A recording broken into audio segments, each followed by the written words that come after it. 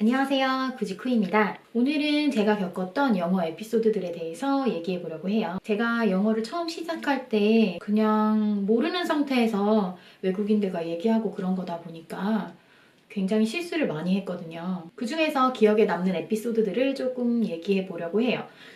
여러분한테 도움이 될 수도 있을 것 같아요. 첫 번째는 제가 뉴질랜드에 처음 갔을 때 은행 계좌를 만들어야 했었어요. 그래서 은행에 갔는데 은행 직원이 뭔가 필요하다고 했는데 제가 그 단어를 못 알아듣겠는 거예요. 여러분은 알아들을 수 있는지 한번 들어보세요. You need a letter. You need a letter. A letter? 그게 뭐지? A letter? 라고 되물어봤더니 글씨를 써줬는데 사실은 그게 a letter 였어요. a letter. 우리는 letter라고 알고 있지만 원어민들은 letter 라고 하는 거죠. 미국식 발음으로 했으면 알아들었을 수도 있지 않을까 하는 생각도 있어요. 미국식 발음으로 하면 a letter 겠죠? a letter. a letter. 아무튼 저는 못 알아들었습니다. 그리고 두 번째는 I'm so sorry 예요. I'm so sorry. 아, 너무 미안해. 정말 미안해. 라는 뜻일 텐데 여기에 뭐가 더 있어요? 라고 하겠죠? 그런데 저도 몰랐어요. 저도 몰랐는데 제가 뉴질랜드에서 일도 못 구하고 그래서 그런 얘기들을 하면 친구들이나 그 당시 남자친구가 I'm so sorry 라고 하는 거예요. 저는 그래서 왜 미안하다고 하지? 라는 생각을 했고 그래서 Why are you sorry? 라고 했는데 그때 친구들이나 남자친구가 I didn't mean that 라고 하기는 했는데 그럼 무슨 뜻이야? 라고 다시 물어볼 생각을 안 해봤던 것 같아요. 근데 나중에 알고 보니까 안 됐다. 어떡해? 괜찮아? 약간 이런 느낌이었던 거죠. 저는 그 사람들이 이렇게 배려심이 깊은 사람들이라니 정말 좋은 사람들이구나 라고 생각했는데 그게 아니었어요. 어쨌든 위로를 하는 말이긴 하죠. 근데 I'm so sorry 라고 하거나 I'm sorry for you 라고 하면 안 됐다. 어떻게 해? 괜찮아? 이런 느낌이에요. 같이 얘기를 하고 있는데 내가 어떤 안 좋은 일을 겪은 거에 대해서 얘기를 했을 때 그러니까 상대방이 미안하지 않아야 할 일에 I'm so sorry, I'm sorry for you 라고 하면 위로의 말로 알아들으시면 될 것 같고 그런 상태에서 그 사람이 I'm so sorry about that 라고 하면 내가 그것에 대해서 미안하다 라고 말을 하는 거예요. 그래서 만약에 친구랑 얘기를 하고 있는데 어떤 친구가 안 좋은 일을 겪었어요. 그러면 어떡해 괜찮아?